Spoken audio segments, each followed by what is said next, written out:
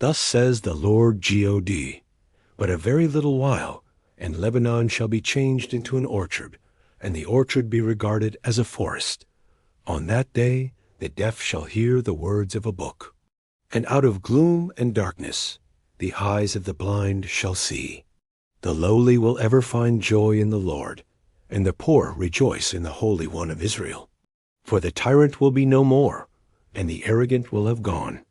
All who are alert to do evil will be cut off, those whose mere word condemns a man, who ensnare his defender at the gate, and leave the just man with an empty claim.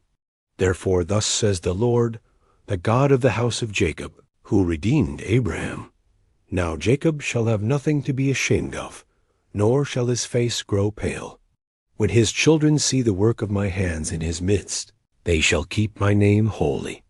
They shall reverence the Holy One of Jacob, and be in awe of the God of Israel.